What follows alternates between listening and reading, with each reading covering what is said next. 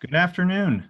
Thank you for joining this virtual event as the National Association of Secondary School Principals and the Learning Policy Institute release a new research report, Supporting a Strong, Stable Principal Workforce, What Matters and What Can Be Done. To begin the presentation this afternoon, please welcome NASSP Executive Director, Joanne Bartoletti. Good afternoon. When NASSP started this journey with the Learning Policy Institute about 2 years ago, we had strong suspicions of a principal turnover crisis, but the data was local and much of it was anecdotal.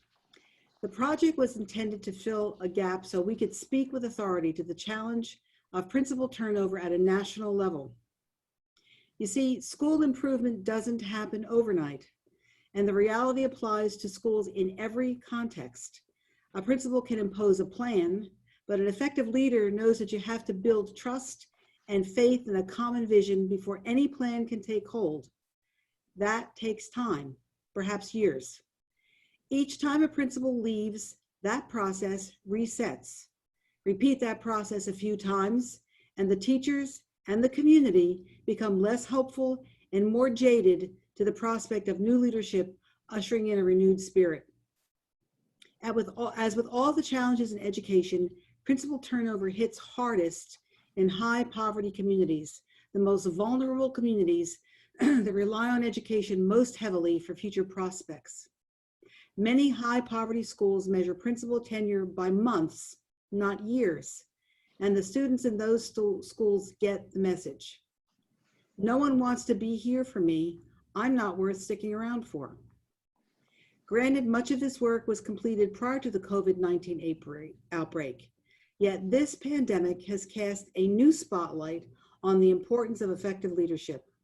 The school communities that are doing the best job of weathering the crisis are those that put a premium on relationships.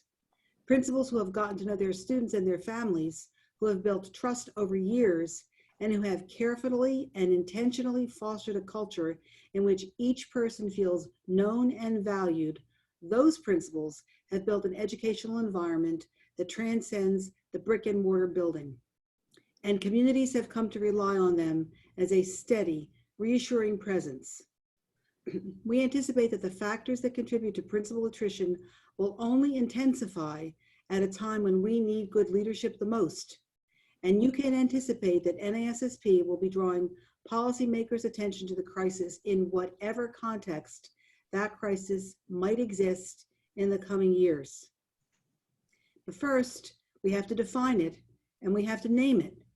This comprehensive study on how often principals leave their schools and what factors force them out is that crucial first step. And I thank the Policy Institute team for their great work and their ongoing commitment to researching the policies that will transform the lives of our students. And now to summarize the key findings and recommendations of the new research report, Supporting a Strong, Stable Principal Workforce, What Matters and What Can Be Done, and then lead a discussion with 3 distinguished NASSP school leaders. I'm very proud to introduce LPI President Linda Darling Hammond. Thank you so much, Joanne. It's great to see you. And I also want to thank Beverly Hutton, who's been a supporter throughout this process, along with Joanne and other members of the NASSP team. It's been a great relationship, and we really appreciate the opportunity to present these important findings. I'm going to share my screen, and I'm also going to share this presentation with Stephanie Levin. Dr. Levin is a senior research manager at LPI and has been heading up this study. So we will be trading off throughout the presentation. And here we go. Let's see if the technology works for us. There we are. We launched this work, as you said, more than a year ago. And this is the result of a survey, an NASSP survey with the Learning Policy Institute that gave us a lot more data about what principals are thinking, what might cause them to leave, and what in fact may help them to stay. And let's see which buttons I need to press to make this move forward. My usual way of advancing the slides is not working. And I don't know why that is. Oh, there we go. It's just a little slow. This opening quote is from a middle level principal from Maryland, and it really expresses what we heard from so many principals. This principal said, they're not just like a name on a piece of paper. Those are our kids. So you love them and you connect with them and you take on an emotional weight. And the way in which principals throw their whole essence into the work of supporting children and families is part of what makes the role so vital, so valuable, and also so challenging. In this presentation, we're going to talk about why stable school leadership matters, what is the extent of principal turnover, how we studied it, what we found, and what the implications are for policy and practice. And this may seem, like a no-brainer because anyone who works in schools knows how important principals are. But the research does show that principal turnover often disrupts school functioning and student achievement. When principals leave, teachers also tend to turn over. But beyond that, principals in their work are a major force for either retaining teachers or driving them away. Principals influence school climate and culture. They are essentially building that culture in everything that they do. The financial implications of principal turnover are quite significant. It costs a lot to replace a principal, and there are also implications if it leads to teacher turnover that have additional dollar signs attached. And the National Center for Education Statistics does collect data about principals and their attrition patterns. And in the most recent data that have just been made available this year, we find that nearly 1 in 5 principals leaves every year, about 18% overall. It's much higher in high poverty schools where 21% of principals left, and it's higher in city schools than in suburban or rural and small town schools. And you can see that those data are the result of the national survey I mentioned. We also then surveyed with NASSP 424 secondary school principals from across the country. It was drawn from the membership database in a way that was designed to be representative of principals across the country. And we, of course, analyzed this statistically to show what principals' responses are. We also conducted focus groups with 33 school leaders from across 26 states, across multiple focus groups. And you can see on the right-hand side of the screen the characteristics of the sample in terms of the fact that the principals are drawn from a variety of types of districts, city, suburban, rural, different sizes of schools, different demographics of students in those schools, and primarily from high schools, 69% from high schools, about 31% from middle schools. So our findings are going to be shared by Stephanie Levin, and I am going to stop sharing my screen so that she can move us forward into seeing what we learned.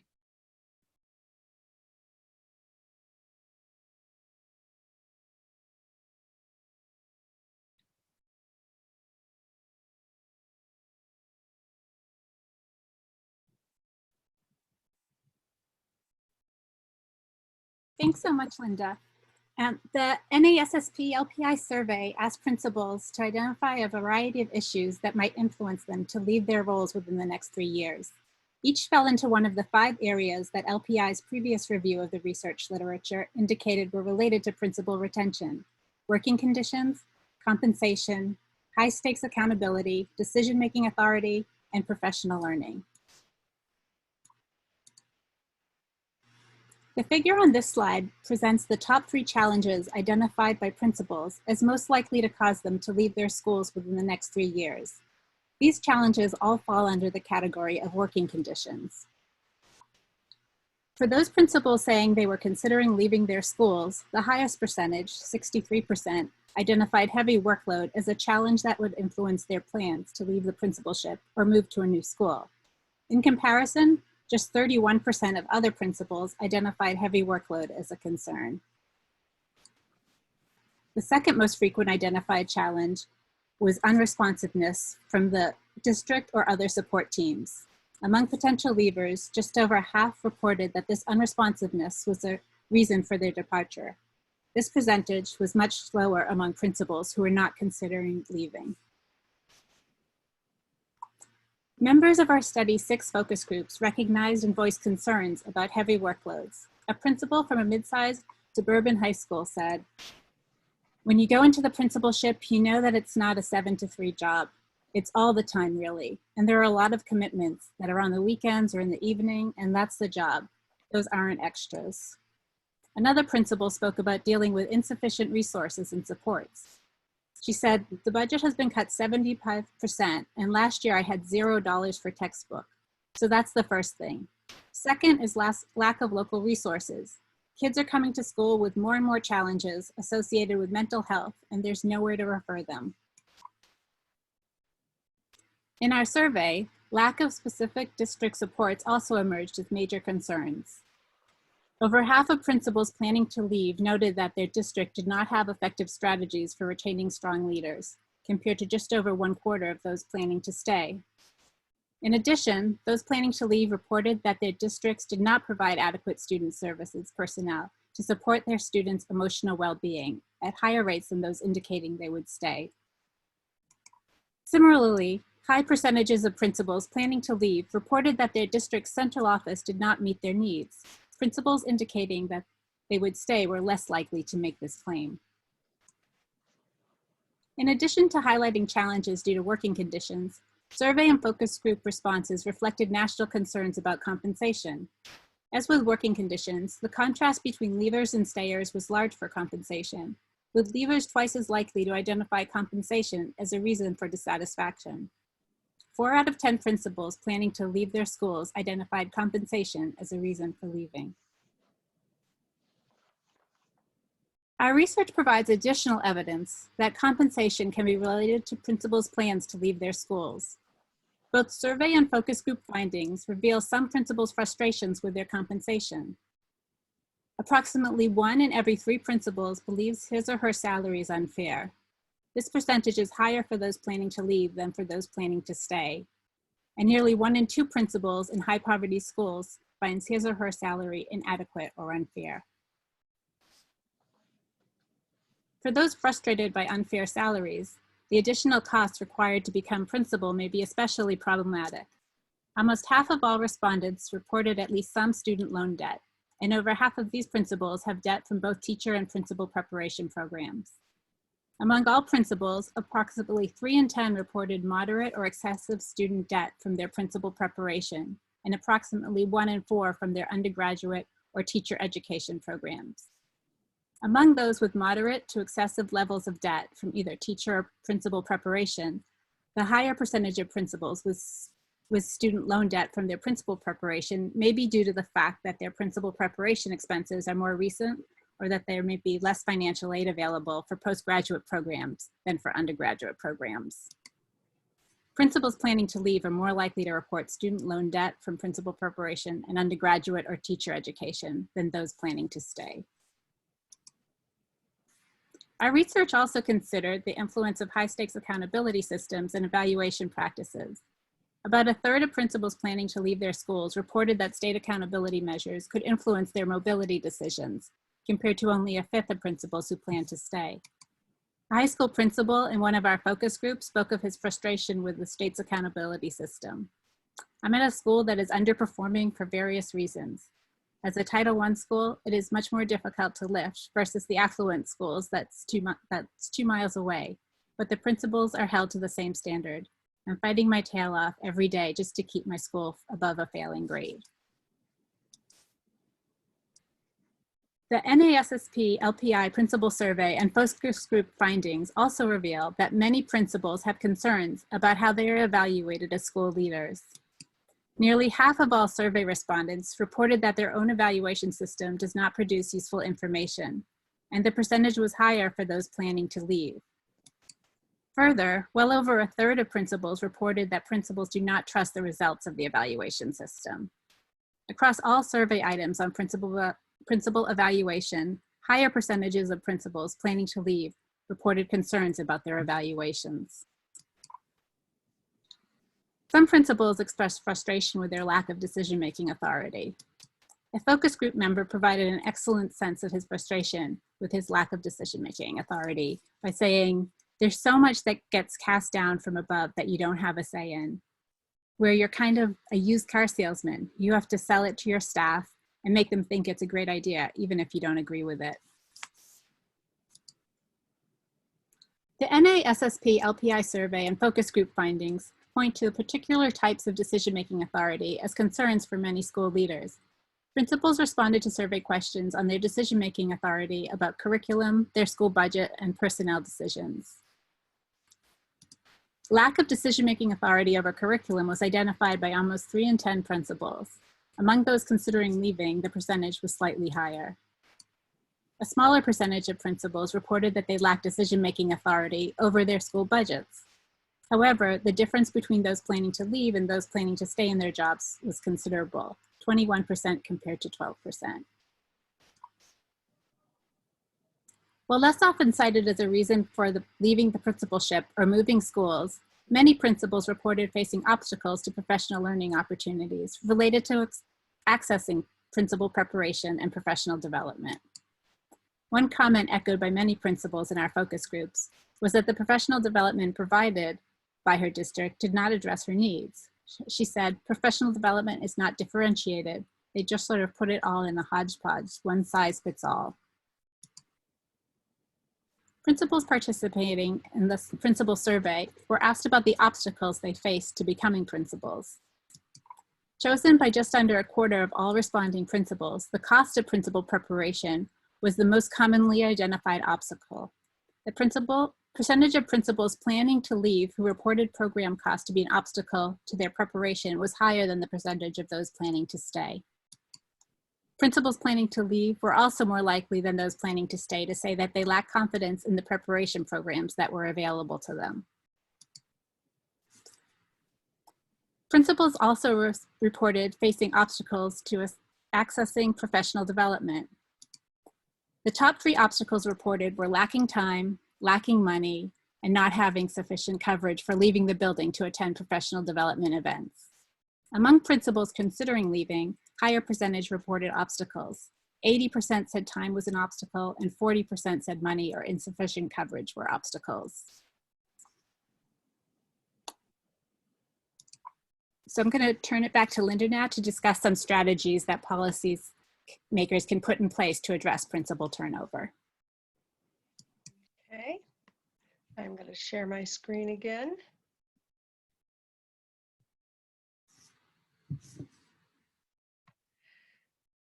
So there are a lot of implications for policy and practice. I mean, luckily, these are things that are policy amenable and can be addressed. And of course, there are variations across the country which account for some of these differences in the retention of principals.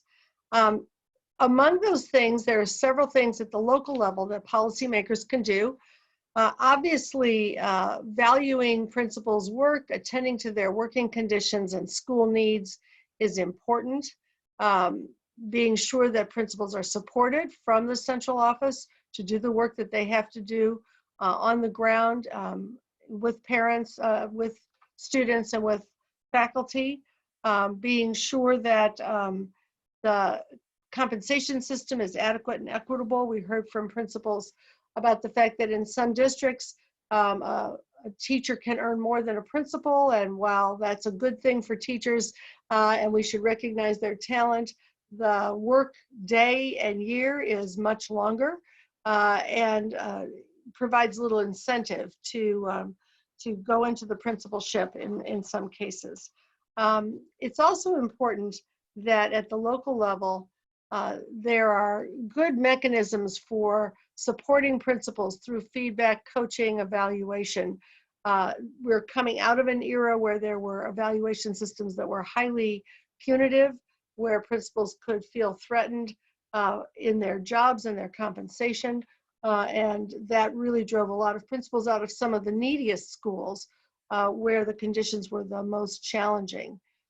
Providing principals with the right kind of decision-making authority and agency. Obviously, principals are part of a district in which people are rowing together in the same boat and making decisions collaboratively, but it is also true that in a particular school, in a particular context, principals need the flexibility to be able to move the staff forward in a way that provides some decision-making authority there as well.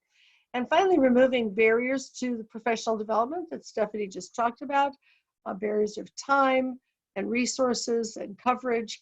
One of the things that's an interesting finding in the research is that the better prepared principals are, and the more professional development they receive, the more likely they are to stay in the profession because they feel more efficacious. They have more knowledge of how to handle the many challenges that they face. And so that's a very important one.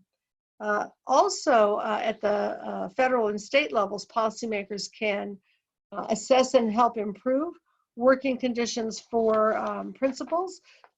In many states, there are surveys of working conditions for teachers.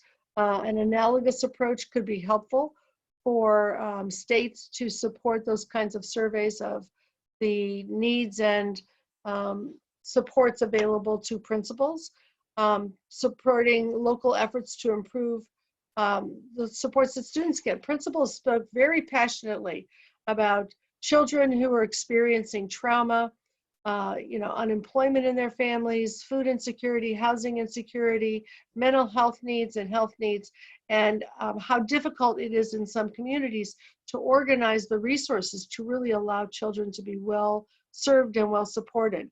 And that is as important to a lot of principals as the supports that they themselves receive, and they were passionate about that. And so, of course, that is a key element of valuing the capacity of all educators in the school to support students. And finally, states can enable adequate and equitable principal compensation through policies that they enact at the state level. There are ways that both federal and state policymakers can support principal success. One is to create and expand programs that underwrite the cost of high quality principal preparation. We're finding that principals who have the opportunity to experience an internship, experience a very high quality training under the wing of other expert principals, which costs money and some states underwrite, have a better experience in the job. So that's a state role that not all states have yet taken on, and it's also a federal role that can be supported through the Higher Education Act and through the Every Student Succeeds Act. Federal and state policymakers can also support local efforts by increasing state and federal investments in high quality professional development. And that's an area where in the past, I think we've begun to pay more attention to the need for teacher professional development and are just catching up with respect to the need for principal professional development. So we're hopeful that this research can contribute to conditions in which principals are well prepared, well supported, and eager to continue to provide their talents and expertise to this very, very important role.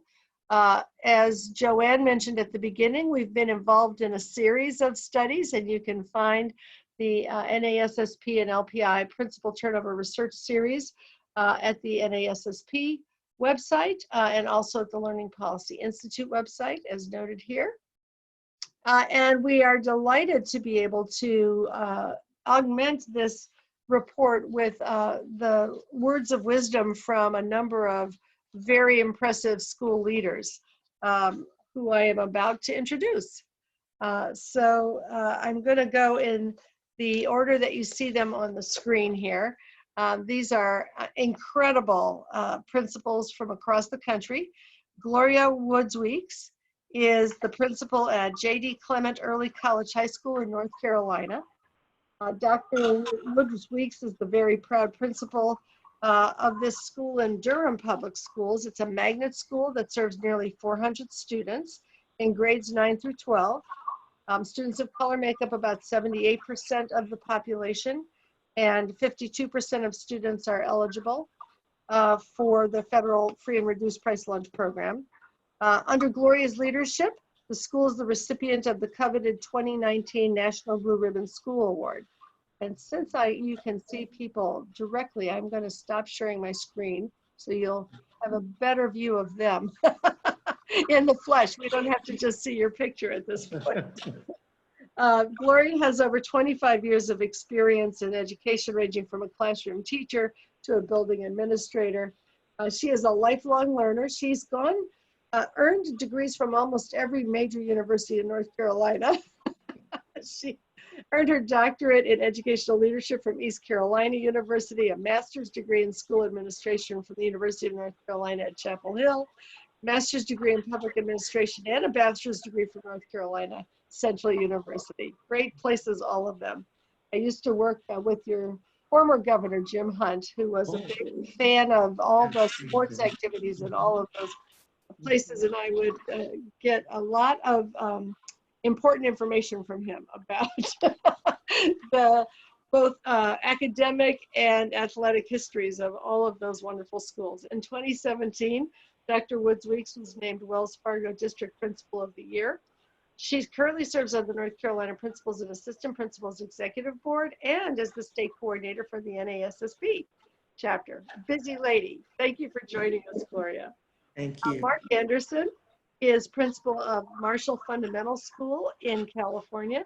It's a fundamental secondary school, grades 6 through 12 in Pasadena. It's a California Gold Ribbon school. It's recognized by Newsweek as one of America's top high schools. It's a silver medal winner from the U.S. News and World Report.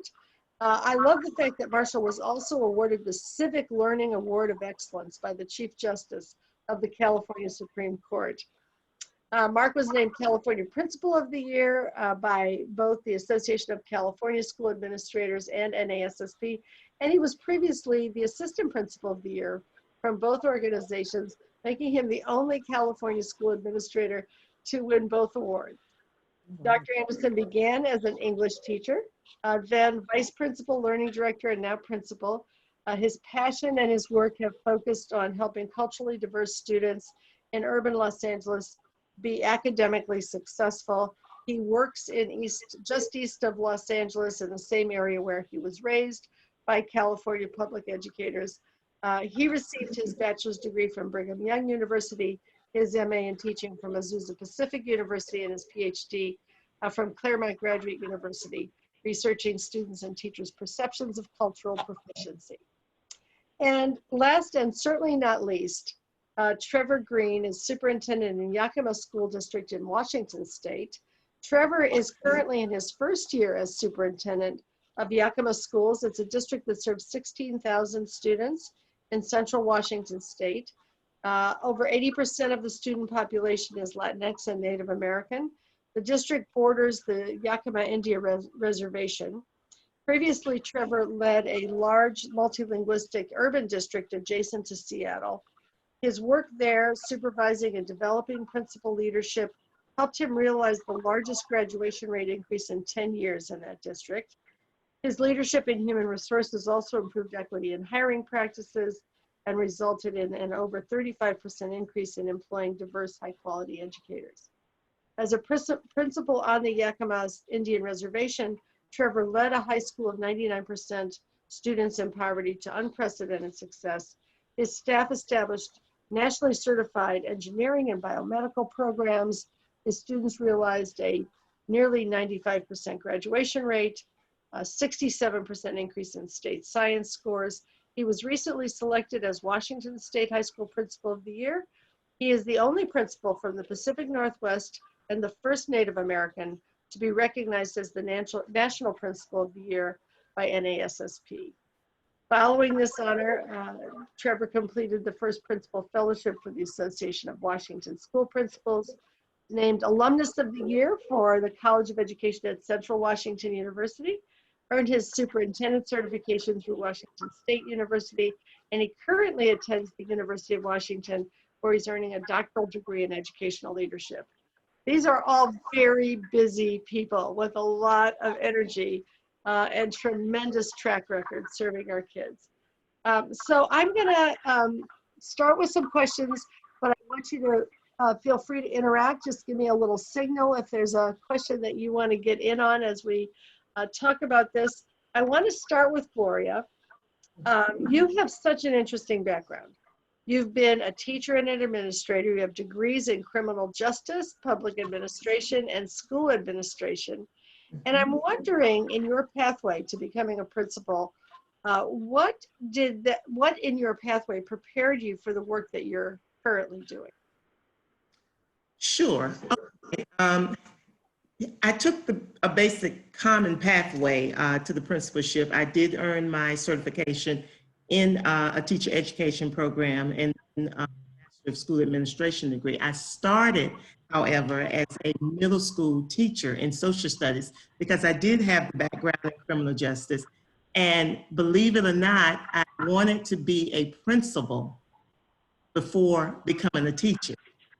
Hence the reason I obtained the public administration degree, the master's in public administration. I thought I was well on my way to becoming a principal, and then found out in my state, you actually have to teach 3 years before moving into the administration level. So I started out as a middle school teacher, teaching social studies and language arts.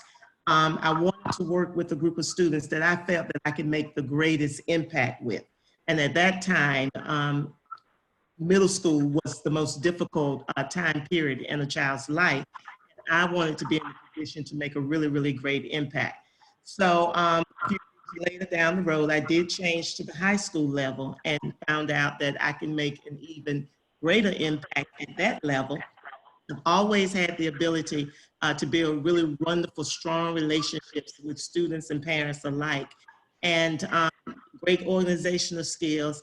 And I'm just a people person, and I wanted to be in a position to really, really help people reach their highest potential. Because in my life, I'm a product of the school system that I work in right now. I encountered some really, really great educators along the way, and I always wanted to be in a position where I could give back. So after teaching, remember, I started out thinking I was going to only teach 3 years, but it took me 3 years to learn how to do it effectively, which made me stay a little bit longer. So I ended up teaching 7 years and then earned my degree in administration and moved on. When I sought out to make that career move and was trying to figure out where I would do an internship for my principalship, I decided that I was focused my energies on looking for a great and effective principal, not so much the school. I needed to find a principal that had the reputation of really, really leading instruction, building a collaborative culture, and really, really getting students to the level where they could achieve at the highest level. So I was fortunate to find that principal. Not only did that principal teach me things to do correctly, but I also learned from him things not to do, which could benefit us, you know, so much as well. And so I spent a year doing my internship at that particular school, and I had such a wonderful experience building those relationships and breaking down some barriers for certain groups of students that I ended up going into a position once I completed my internship at that school. And I stayed there for a good 6 years. It was a wonderful year. And it sounds like that internship was extremely valuable to you. And that is one of the things that is one of those policies that some states like North Carolina have put in place and other states have not yet put in place that can make a real difference. It sounds like that really helped you to be able to take on those challenges and survive and succeed.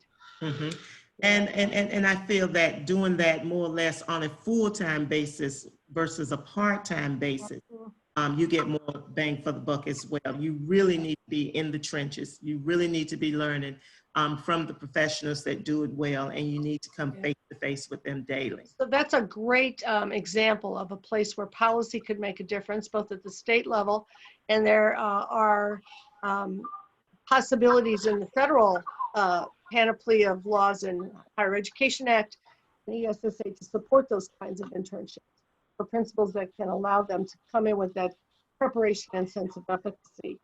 I want to follow up with Trevor and Mark and ask whether there were particular things in your preparation that were particularly useful to you or that were particularly missing that would make a difference for you. And Trevor, I'll start with you and then I'll go to Mark. Absolutely. Thank you, Linda. And I'd like to thank Stephanie from the Learning Policy Institute for the going over the report, and thank Joanne for her kickoff. I'm so proud to be still a member of NASSP, a wonderful organization that certainly made me a better leader in all that I do. In answering your question, I had a very non-traditional route, certainly coming up through the system, but also moving quite a bit as a youth, starting as a paraeducator in the school system, being a security guard, eventually working my way up to be a teacher. I always wanted to be a teacher. Unlike Gloria, I never wanted to be a principal. I just always wanted to teach. And there did come a time where I felt that there was a higher calling in which I would be able to impact more students. And I would say that in reflecting upon my development, some of the missing components, because I think Gloria focused so well on the great things that can happen, the missing components for me, I believe, were really having a solid practitioner's understanding of the financial components of labor relations and all that that entails in a state where you're working very closely with unions and how to do so effectively. And I believe that those were things that I had to learn along the way. And I think I actually represent some of the principals of whom you may be speaking, because I did actually move 3 times within 3 years at the beginning of my career, being a middle school principal, a high school, middle school principal, high school principal, and then another middle school principal before I finally settled in.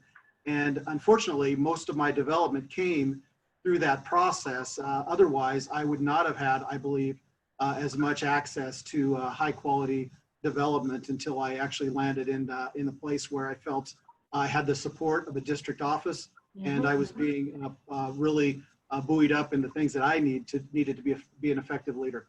Well, you're a great example of all the statistics we just gave, both in terms of the things that, you know, cause you to leave and the things that keep you to stay in different districts. Yeah. Mark, what about you? Do you have any thoughts about aspects of your preparation that were particularly helpful or problematic? Yes, no, thank you, Linda, and thank you, NASSP, for putting this on and having this conversation. When I was a teacher, it was my assistant principal that supervised me, that she said to me, Mark, I think you'd make a great administrator. Why don't you go to school to do that? And it took a mentor that sought me out, but to be someone that I could rely upon. And when I became an assistant principal, I was very fortunate. I worked with a fantastic principal, and I got a lot of great training as an assistant principal, a job I did that for 5 years. And she was good because she gave me responsibility, but then let me do it. And if I failed or made a mistake, she let me make that mistake and figure it out and keep on moving forward. So I had a great training with on the job doing it. I think in the principal preparation, a lot of it is just in theory. A story I do share often is, you know, as an English teacher for at-risk kids, and one of the first issues, I arrive at school and there's a pep rally in the gym, and kids spilt water on the floor and the floor warped. And the athletic director screaming and yelling at me that, what are we going to do with the warped gym floor? And all my principal preparation was about teaching and learning, and it was not how to deal with the warped gym floor.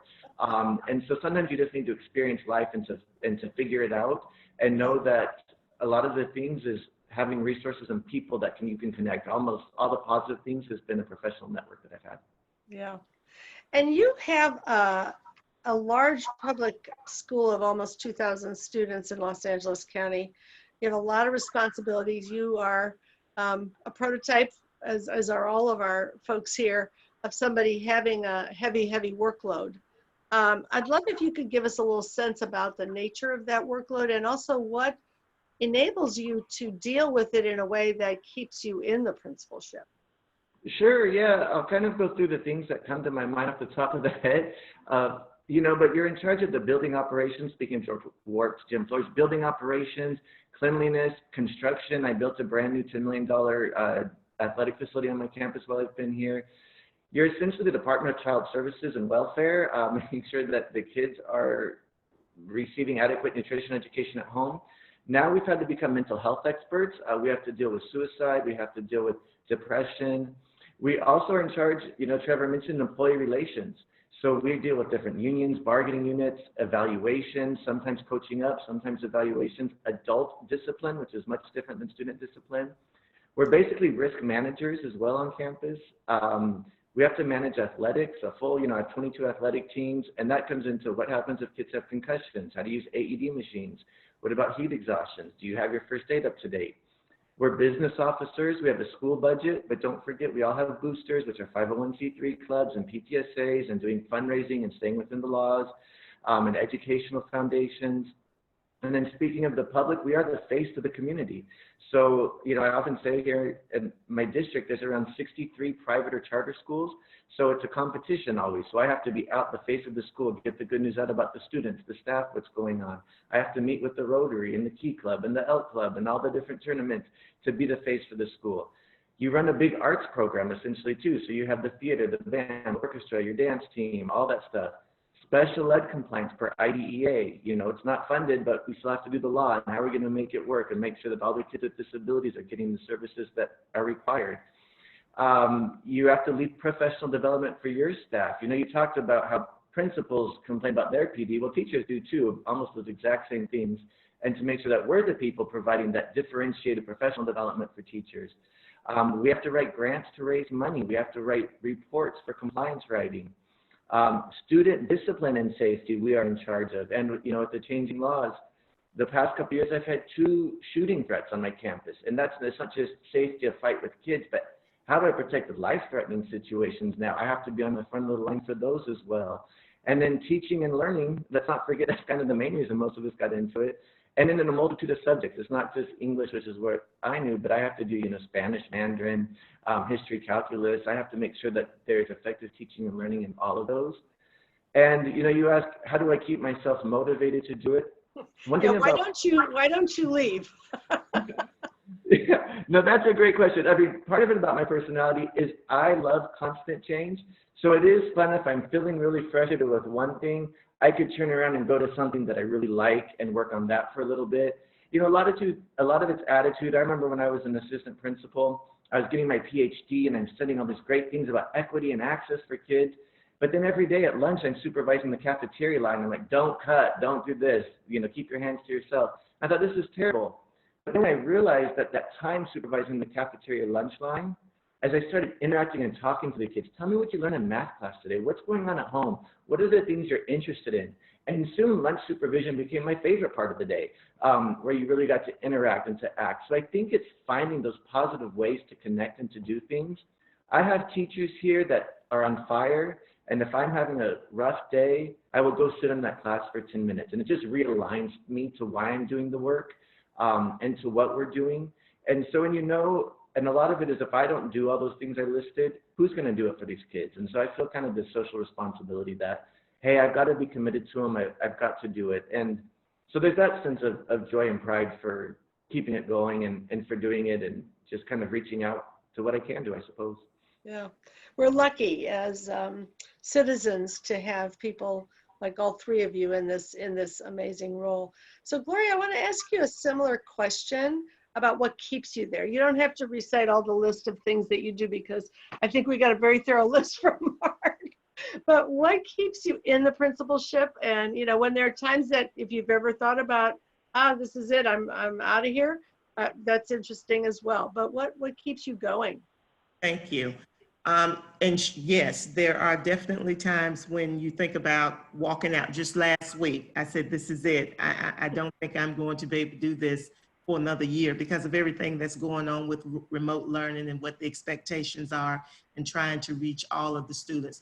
But what really keeps me there is the love for my students. And when you know that you are making a difference in the lives of young people, they need us and they need strong educators that believe in them, that will do everything in their power to see that they achieve at the highest level. I mean, there's not a day when I wake up and go to work and say, I don't want to do this. I wake up with the full intent and going and doing the work. Sometimes when I get there, things may transpire that will make me wonder if it's time for me to give this up. But I've been fortunate to work with some really great people in terms of mentors, not mentors that have been provided to me from the district, mentors that I've sought out on my own. And I've always sort of been the kind of person that will take responsibility for your own professional development. And I would just go and seek what I need to succeed in the job. And so to answer your question, I think the thing that really keeps me going, makes me want to do this, I really think I was designed and built to do this. There's nothing else that brings me greater joy than what I do every day. And I'm just trying to do the best with what I have to work with every day and make it work for the students. That mentoring and coaching theme that you brought up before is really a theme. Yes. You know, and I think about states like Delaware, which provide mentors for all principals. You know, the state pays for it, everybody gets it. It's part of the beginning, launching, and then coaches are available.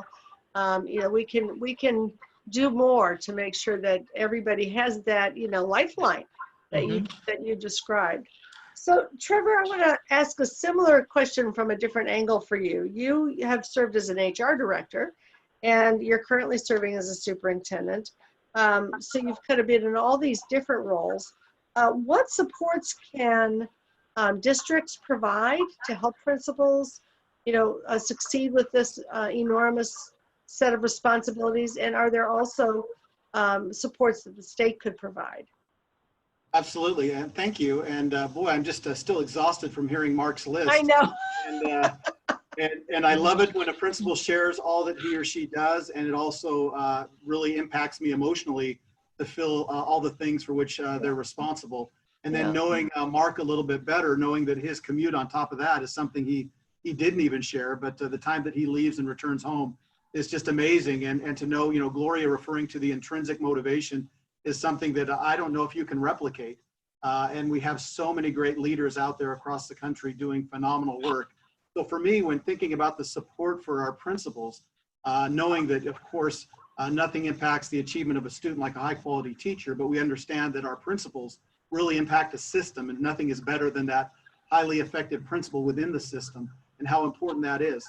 So when looking internally, it's important to really have a plan and to connect with our leaders to make sure that they know that not only they have the verbal support, but that support takes the form of some type of an action, because we can't simply say that we're there to support you and then not actually demonstrate the support that is there.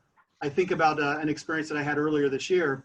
My assistant superintendent and I went over to visit one of our principals, who's a very, very high quality elementary principal, and have a conversation and say, you know, how are you doing? What can we do? What are you thinking? How do we keep you in our district?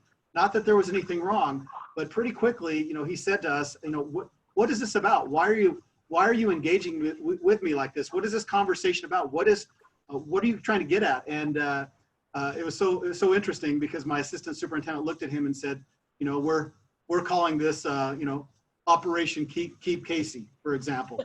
And he just kind of was taken back, and he says, you know, nobody's ever done that with me before, to talk about what I really need, and especially from the level of be it top leadership in a district. But there's so many things that we're doing in our states. I'm glad that you cited Delaware and the wonderful work happening there. Washington State, we do have mentor opportunities for our principals, new leaders, assistant principals. We have conferences that draw them to learn from one another within our own district. We have principal mentors that connect with our new leaders. And then just finishing up my first year now, we've started a program with the new principals that are coming into our district. And we have actually a weekly study session, learning session, onboarding session, if you will. But it's actually done, facilitated by me and upper management here in our district. So it is not deferred to somebody else in the district to really engage our new leaders coming in, but to let them know all about our strategic plan, our direction, what to expect, what our expectations are, what the communities are like, how to succeed, and be, you know, how to you know, get away from maybe that list of evaluation criteria, but really understand what are the needs beyond what is listed in the criteria. So I know that that personal touch makes a tremendous difference with our leaders as well, and I'm really excited to see how that pays off in the future in our different communities. That's such an interesting point. And one of the things that really surprised us in the survey results was that principals who were in districts that had no plan for keeping them, for keep retaining them in the district, were twice as likely to say they were going to leave as people who were in a place that had a strategy around principal retention. And I think you've just described really well what that looks like when it's put in place. Trevor, you've been in a number of school districts, and I'm going to ask this question for all of you, but I'm curious because principal evaluation was a sore spot for a lot of principals in some contexts. How do you think principals should be evaluated productively in ways that support, growing efficacy and success, as well as, the feedback that may be necessary? And then I'm going to ask Mark and Gloria the same question. Absolutely, and I'll try to be brief because I really do want to hear from Gloria and Mark as principals in the field. I am impressed by the pictorial that Stephanie shared from the Learning Policy Institute on the principal conditions that are necessary. And I know that one of them was listed as productive, not punitive accountability. And I would put that in the area of the evaluation process. Are we trying to be punitive in a process, or actually are we trying to develop people and develop accountability and understanding? So for the evaluation process, it's important to be coached, to be supported, to have clarity what the expectations are, whether they be on the evaluation or not, because we know the evaluation is only as good as the person that is actually conducting the evaluation and communicating with the person being evaluated. But I truly believe that having realistic goals and constant communication through that development is something that we need to look at in our evaluation process. I see our responsibilities with our principals to train our leaders, to build that leadership, to constantly coach them through every opportunity that we have. And that is that process. And then continue to monitor progress so that we can build systems, sustainable systems within our district. But also I believe the best principals do that within their buildings because they recognize they can't do everything that Mark listed unless they have some type of systems that are in place and have empowered and emancipated the leadership within others to make that happen. So for me, it's not simply about being lock and key involved in what the evaluation process is, but it's having that ongoing communication of clear expectations because the success of the principals, the success of the district, success of the teachers, the success of the principal. And if we understand that our goals are all nested within each other and we can build that capacity throughout the system, then we are going to reach our goals. And I think one of the key components moving forward is to really be sure to develop that trust between the principal and the principal, either the coaches that we have, or if you have an evaluator doing that same process, because we can only truly move at the speed of trust. And once we have that trust in place, then we're able to build upon that and make the evaluation process something that is not just lip service, but actually changes practices for the better. That's great. I love that phrase, moving at the speed of trust. That's terrific. Mark, do you have additional thoughts on this question? Just a couple. I mean, Trevor did a great job. I will say my own development, the evaluation process has not been as helpful with it. And I don't see it as a bad thing necessarily. I know, as someone who evaluates teachers, eventually evaluation processes, they get tied up in courts. If you have someone who's not doing well, so then you get this punitive, what's it going to look like if this gets read in court? And if you're a high achieving person, that's not really what's helpful for it. So I see coaching and evaluation as two very separate things. And so for me, when being evaluated, I don't see it as being coaching. I see that's filling out the paperwork. But I've always sought stuff, and I get great coaching experiences from my supervisors or from colleagues and peers. But the evaluation process just gets so tied down into bargaining language, and if this has to go to court, if you have to terminate a person, I don't find it as effective, and I just think that's just part of the system.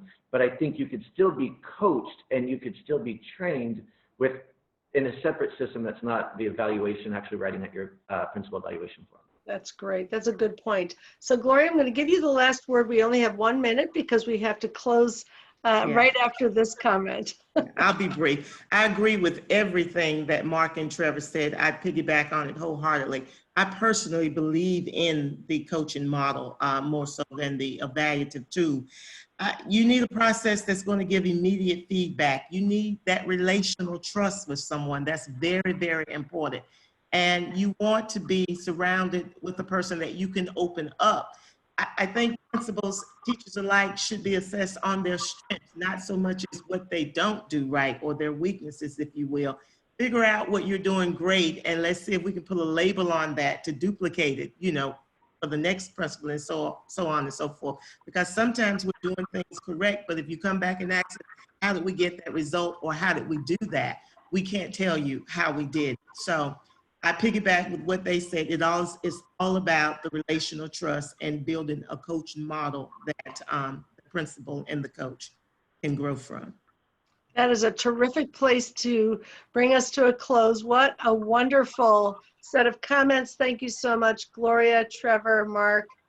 We are so not only lucky to hear from you today, but so lucky to have you in the principalship. And at this point, I want to also thank Joanne Bartoletti, the staff at NASSP, and turn this back to our moderator, who will close us out. Great. Thank you, Linda. And thank you as well to Joanne, Stephanie, Gloria, Mark, Trevor, and the NASSP and LPI teams. Once again, the new report is available for download now at nassp.org/turnover and learningpolicyinstitute.org/reports. You can contact NASSP and LPI staff members Amanda Carhuse and Stephanie Levin for follow-up questions. This concludes our event this afternoon. Thank you very much for joining. Thank you. Thank you. Great to see you all. Likewise. Thank you.